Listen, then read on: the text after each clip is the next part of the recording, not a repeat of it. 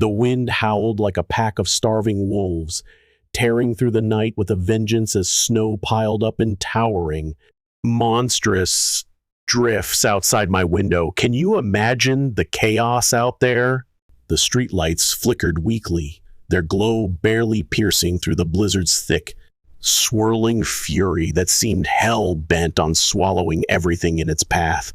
Somewhere out there, lost in the icy grip of nature's wrath, was the woman who caused all this madness, Karen Witherspoon.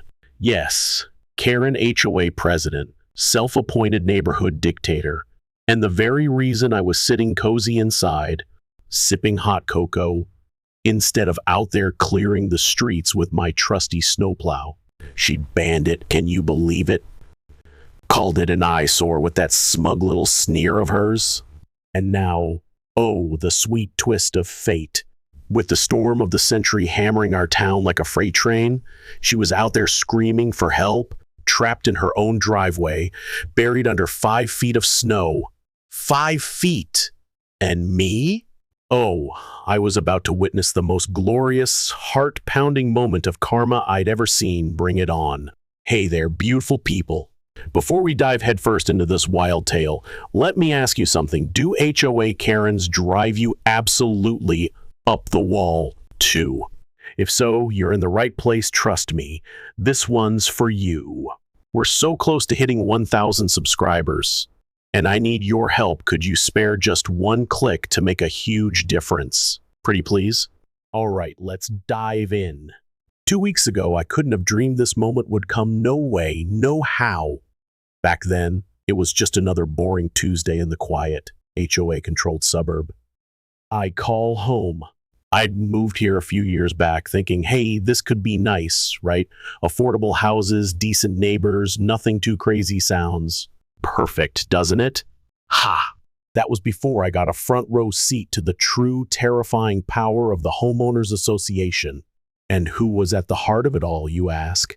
Karen Witherspoon, 50-something, with a permanent scowl etched on her face like she'd been born mad at the world, armed to the teeth with an arsenal of HOA violation notices that she wielded like a medieval warlord.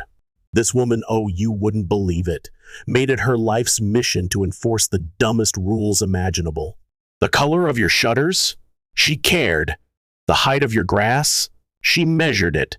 Even the type of trash cans you dared to put out on the curb, nothing escaped her hawk-like gaze. Everything, and I mean everything, fell under her watchful, judgmental eye, and God help you if you stepped out of line seriously. Who has time for this nonsense? Unfortunately for me, I own something Karen despised with every fiber of her being, a snowplow. Not just any snowplow, mind you, but a beautiful, roaring, powerful beast of a machine that could clear an entire street in minutes, my pride and joy. Every winter, I'd fire it up, helping neighbors dig out of brutal storms, even pocketing a little side cash on the worst days. It was loud, it was big, and to Karen, it was the ultimate crime against her precious neighborhood charm. How dare I, right? She'd been hounding me for months, whining that my snowplow didn't fit her oh-so-perfect aesthetic. Can you imagine the nerve? Then, just before winter sank its icy claws into us, she finally got her way. Oh, the injustice of it all. The HOA meeting was a total nightmare, let me tell you. Picture this, Karen, standing at the front of the room, clutching her ridiculous clipboard like it was the Holy Grail, looking smug as all get out. She announced her shiny new community aesthetic regulation with this triumphant gleam in her eye. Large utility vehicles like my snowplow, banned. No more parking them in driveways or on neighborhood streets. Can you even fathom the absurdity? I argued. Of course I did.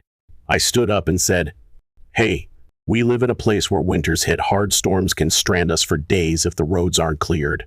Don't you get it? But Karen, she just waved me off with that infuriating, condescending smirk she always wore, like I was some clueless kid. The city plows will handle it, she snapped, brushing me aside. Besides, your machine is an eyesore. We have standards in this community. Standards? Really, Karen? And here's the kicker. the absolute worst part. Most of the HOA board, a pathetic bunch of spineless yes men, just nodded along with her like obedient little puppets. A few neighbors squirmed in their seats, looking uncomfortable. Did they know this was madness? But not a single one spoke up.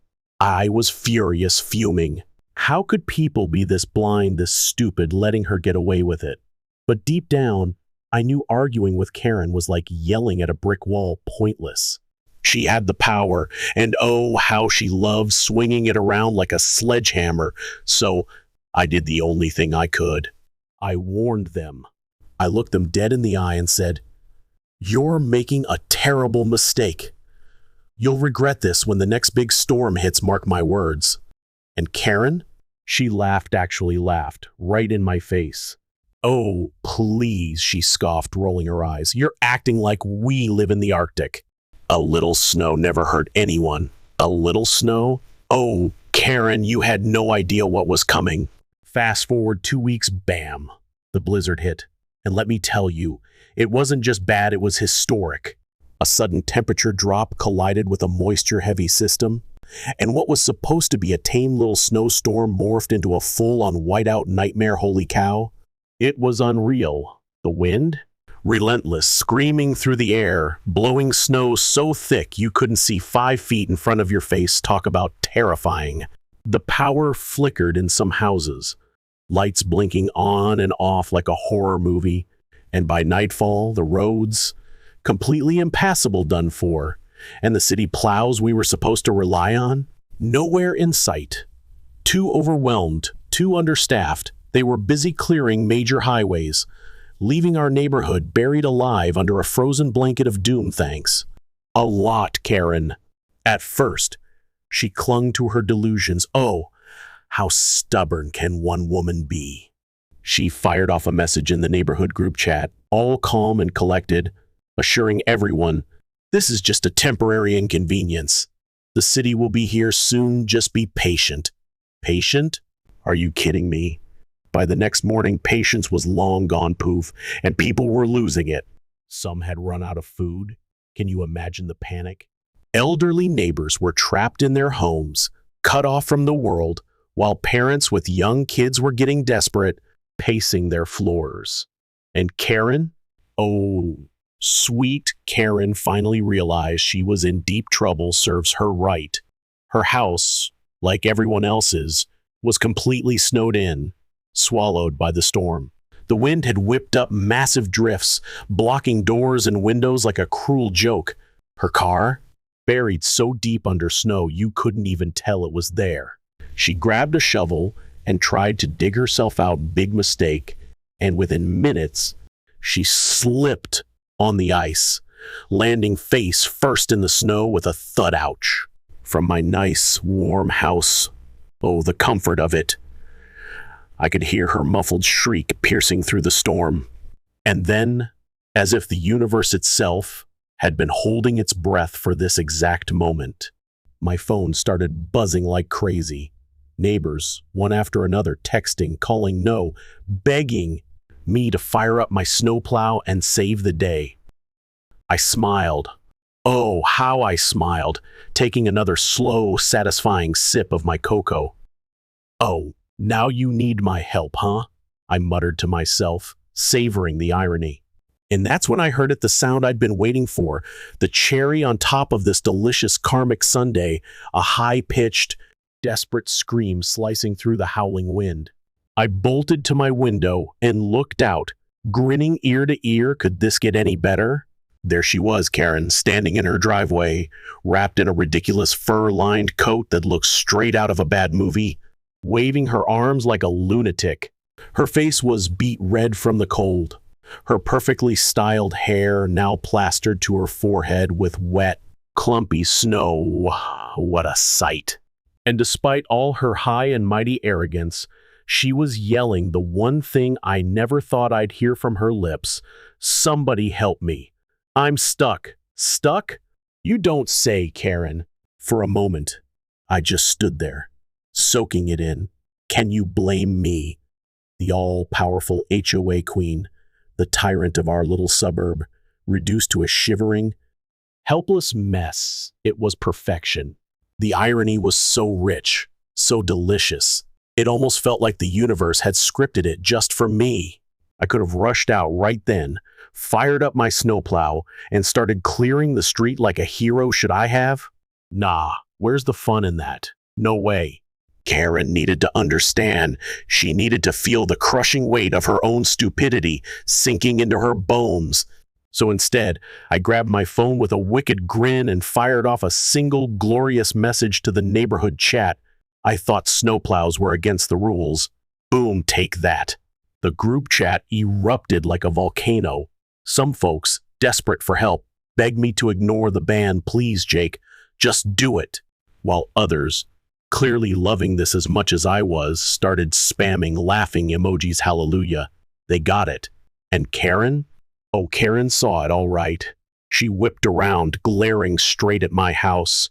And I swear I could hear her teeth grinding over the roaring wind. Did she really think she could intimidate me now? I waved at her from my window, nice and slow, with the biggest smirk I could muster. The storm was raging, sure. But the real show? Oh, honey, that was just getting started. Buckle up. Karen's screams faded into the howling wind, but the raw desperation in her voice, unmistakable. She was unraveling. She wasn't just uncomfortable anymore. She was full on panicking. And who could blame her? The blizzard hadn't slowed one bit. Nope. It had gotten worse. Snow poured down in thick, blinding sheets, and the temperature plummeted so low that stepping outside without the right gear felt like a death sentence. Brr. The roads were buried, completely gone, like they'd never existed. No one was getting in or out of this neighborhood, and thanks to Karen's ridiculous, boneheaded ban on my snowplow, no one was getting any help either way to go. Genius! I stood by my window, sipping the last of my cocoa. Oh, how it warmed my soul as my phone buzzed nonstop with more messages. The neighborhood chat? Total chaos pandemonium. People were finally waking up to just how dire this mess was. About time. One neighbor, sweet old Mr. Jensen, was running low on heart medication. Can you imagine how scared he must have been? A young mom, Sarah, was trapped inside with her 2 little kids. No way to get to the store for formula. How heartbreaking is that? Several others had lost power, shivering in their dark homes, struggling to keep warm. Ugh, it was awful. But the real gut punch? The city plows still hadn't shown up, not a single one. Where were they, huh? The messages grew more frantic as the hours dragged on. Oh, the tension. People begged for updates. Any news? Anyone. While some turned on Karen, their anger boiling over. Why didn't the HOA plan for this? What were you thinking? They demanded. Others just vented, furious. Banning snowplows in a place that gets slammed by winter storms every year. How stupid can you get? And then there was Karen herself, silent as a ghost in the chat since the storm hit. Coward.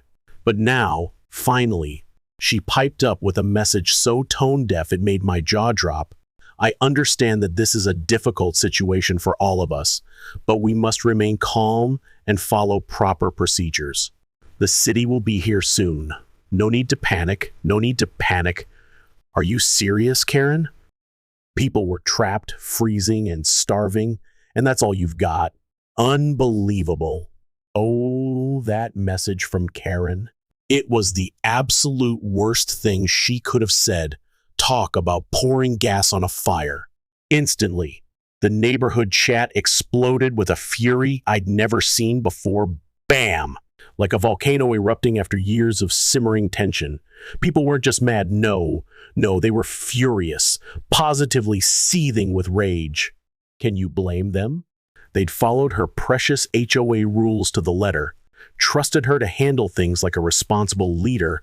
Ha! And now here they were, paying the steep price for her arrogance, trapped in a snowy nightmare. Some brave souls even threw out wild ideas, shouting into the void of the chat, "Let's ignore the HOA entirely. Who needs them? We'll clear the streets ourselves." But come on, really?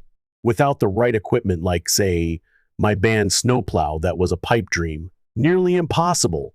And still, That relentless storm raged on outside, mocking us all with its icy grip. When would it end? By the evening, the situation had spiraled from merely frustrating to downright dangerous. Oh, the stakes were high now.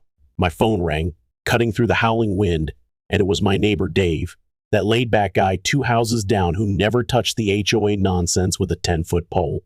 But this time, his voice trembled with genuine worry. Can you imagine how bad it had to be to shake a guy like Dave? "Jake, man, we need your snowplow, please," he pleaded, his words heavy with desperation. "People are running out of food, and my wife's burning up with a fever." I tried to get out, but my car's buried, completely swallowed by snow. "No one's getting through this mess without help. Help me, man." His voice cracked, and it hit me hard. Wow, this was real. I peered outside again, pressing my face to the frosty window. What a sight. The snow was still hammering down, relentless, piling up against doors and windows like a cruel jailer locking us in.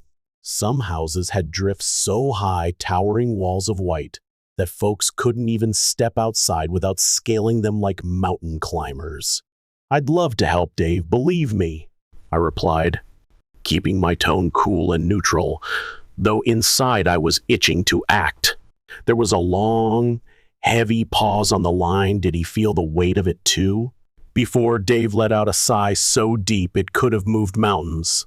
"Look, man, I know you're pissed at Karen, we all are. Trust me, but people are in real trouble.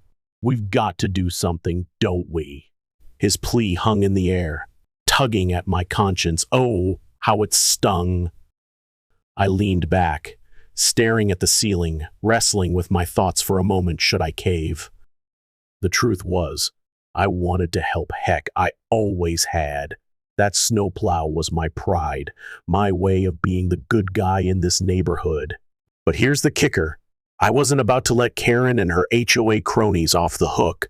That easily. No way, Jose. If I roared out there now, plowing those roads like a knight in shining armor, she'd swoop in and steal the glory. Can you see it? She'd twist the story faster than a tornado, claiming she allowed me to plow for the good of the neighborhood. What a load of garbage. No, she needed to suffer a little longer, to stew in her own mess.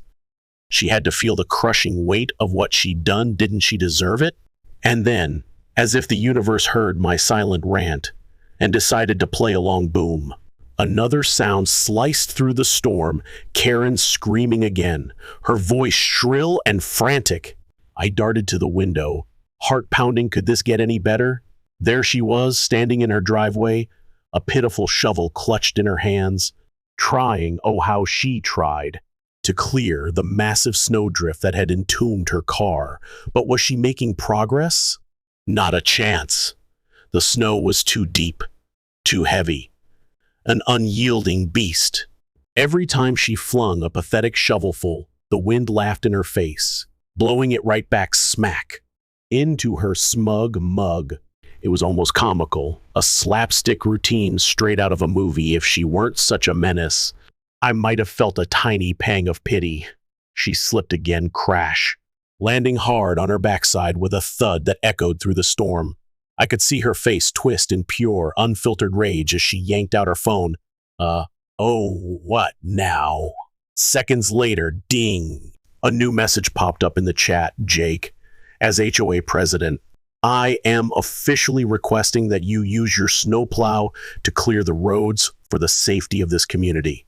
I burst out laughing. Oh, the audacity. A deep, belly-shaking roar that filled my warm little house. Of course she wanted my help now. After months of whining about my ugly snowplow, after banning it like it was some neighborhood blight, now she was begging for it. Begging. The irony was so thick you could slice it with a chainsaw. How delicious was that? I took a deep breath, steadying myself. Gotta play this right. Then typed out a simple, glorious response. I thought the city was handling it. The chat went dead silent for a heartbeat. Did they feel the mic drop? Then erupted again, messages flooding in like a tidal wave. People who'd finally had enough of Karen's nonsense let loose. "The city isn't coming, Karen. We've been waiting all day. Where are they? Just admit you screwed up already. Even Dave jumped in, his desperation cutting through. Jake, please. Man, screw the HOA. Just do it. Oh, the pressure was on now. I stared at the screen, letting the pleas and jabs pile up. Should I savor this a bit longer? Then, after a few glorious minutes, I fired off one final zinger.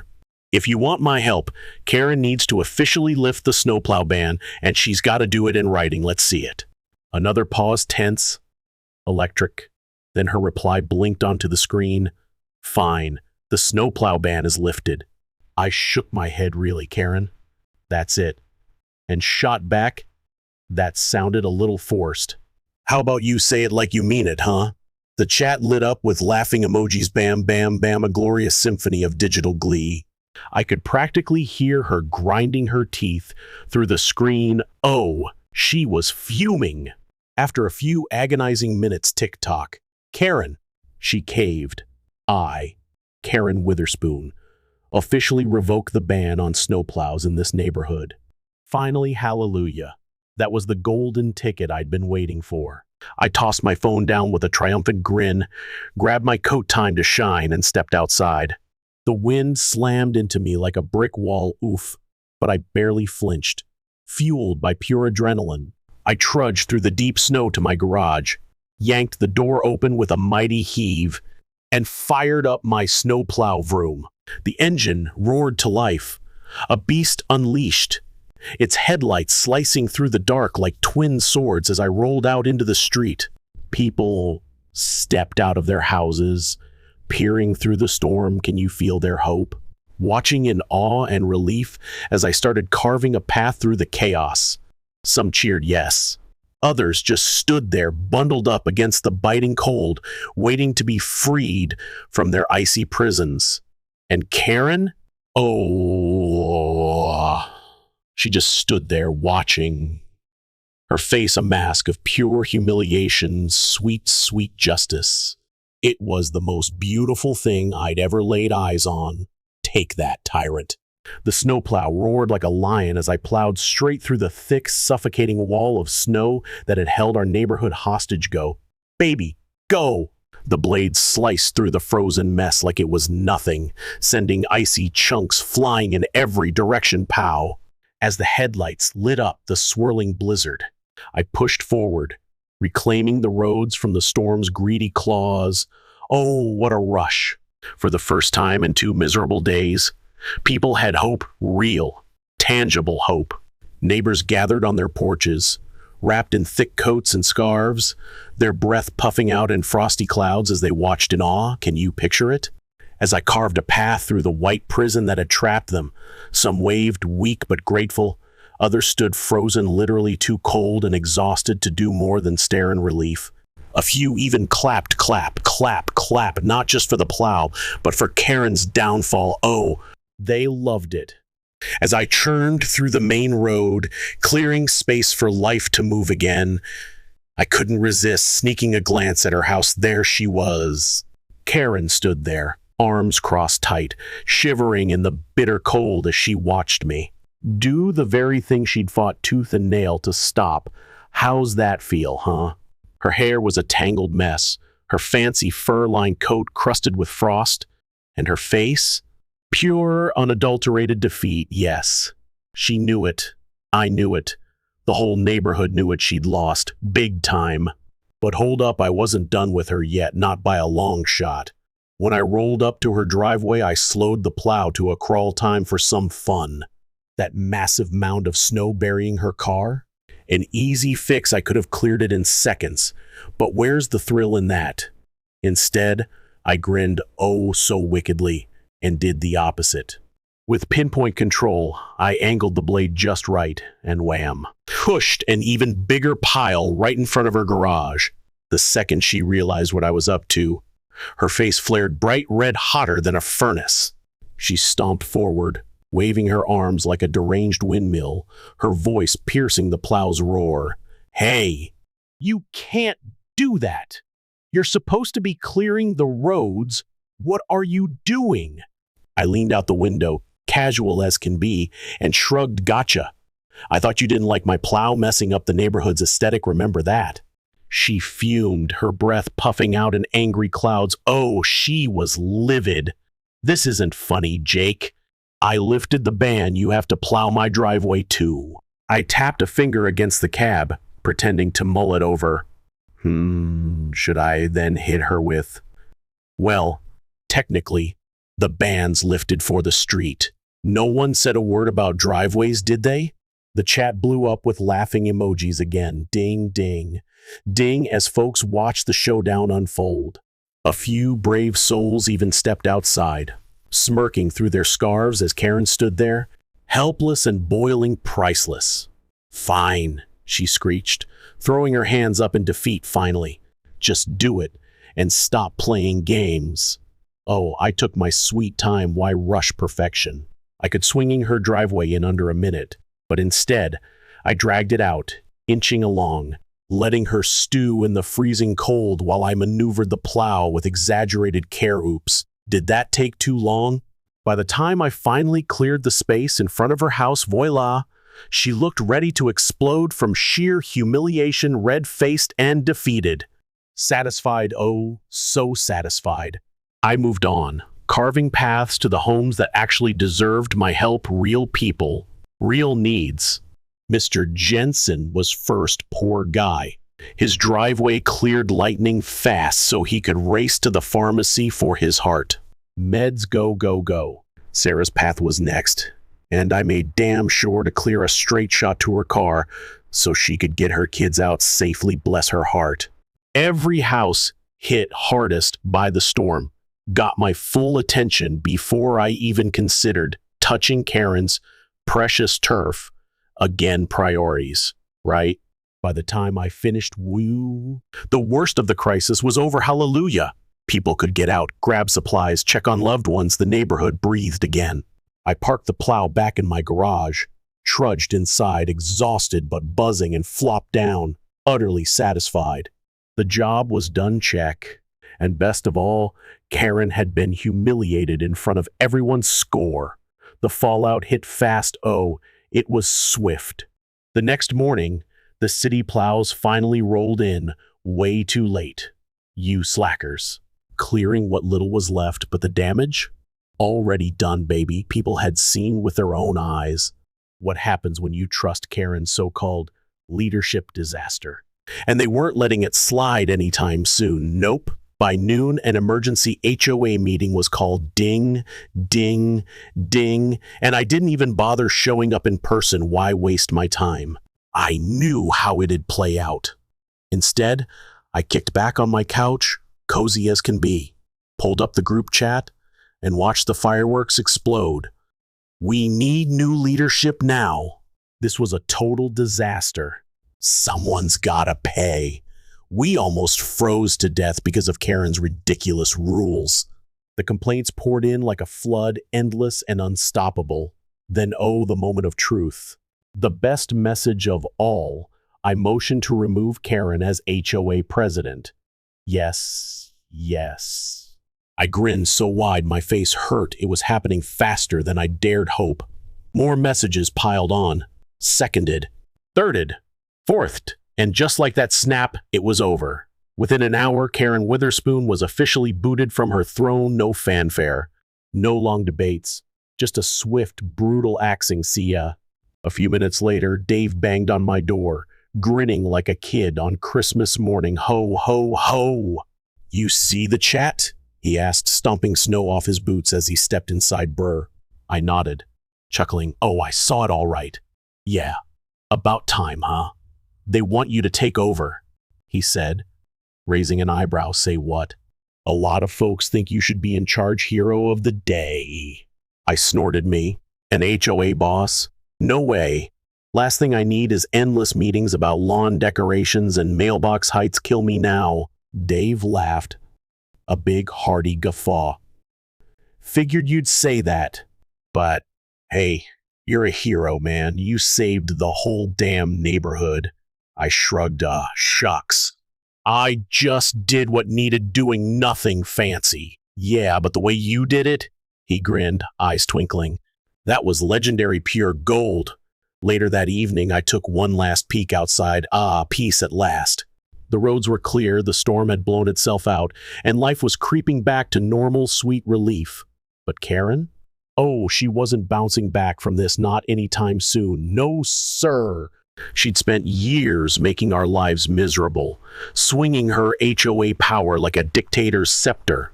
But in the end, that storm stripped it all away, poof. And the best part? She'd done it to herself. Oh, the poetic justice! As I flipped off the lights and headed to bed, a smug little smile crept across my face. Couldn't help it. Maybe next time she'd think twice, think hard, before messing with the guy who owns a snowplow. Watch out. Karen.